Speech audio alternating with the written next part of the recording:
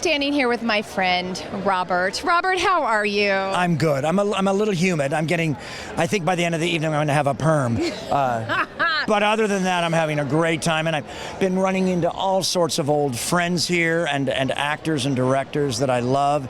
You know, God, the Chris Mulkey and Billy Zane and Mina Suvari and lots of people that I've worked with and that I know and that I respect, and it's just a great festival.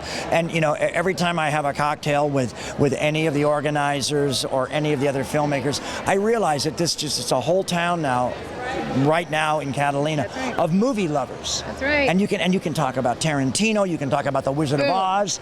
Everybody's on top. It's so much fun. The frame of reference here is incredible. Have you seen some films yet? No, this is going to be tonight's my first movie. Yay! I just got here this morning, yeah. Well, we are so happy to have you here. So we are specifically, I mean, it's a sad thing, but it's a happy thing because we're here to celebrate Wes Craven, who's been a big part of this festival. You have a very intimate experience with him. Talk about that. Well, you know, Wes has this great gift. He kept the... wait, first we gotta wave. There's a drone. Hello, drones. Hello, drones. I know. It's Ethan Hawke, I think. Yeah. I don't know. Anyway, that's a movie reference. Yeah, it is. Good kill. See, I get it. Anyway, okay. So, but no, Wes wasn't allowed to go to movies as a child. Okay. Or watch TV. So Wes was Johnny come lately to that art, and quite arguably, the art of the 20th century. We'll see if it lasts through the 21st century.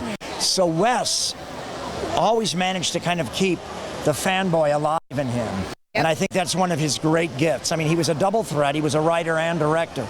But he also was constantly discovering stuff because, unlike a lot of people, he didn't start watching movies probably till he was 18 or 19. Yep. Then I'm sure he consumed them, you know, in mass quantities, as the Coneheads say.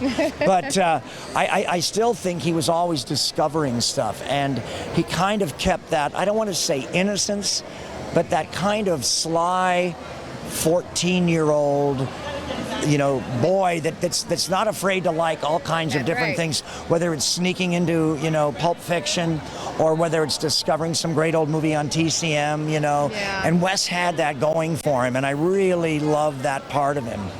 Well, we're so happy and honored to have you here to honor him, first of all.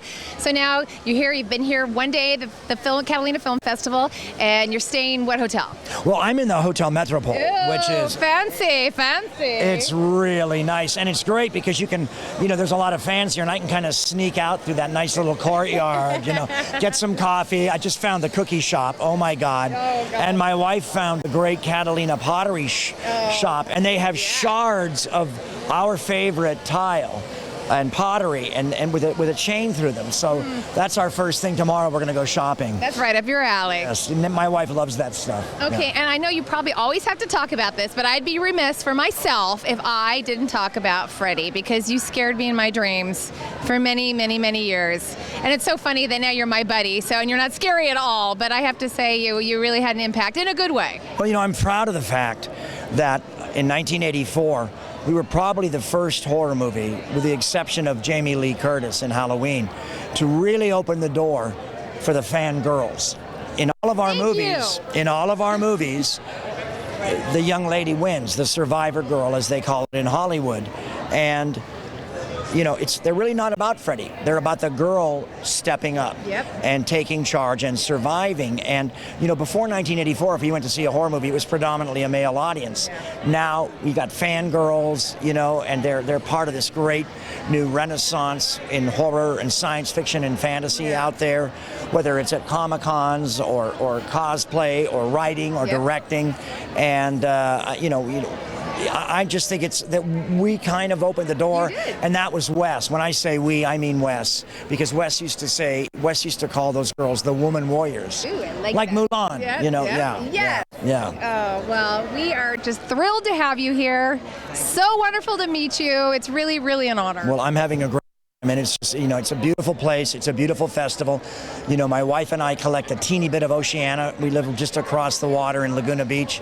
And it's just, this is my favorite frescoes and tile in the world here. Nancy's just taking tons of pictures because the light's right now. So it's really an honor to be here. Thank you. Well, we're live streaming, so wave goodbye. Wave goodbye.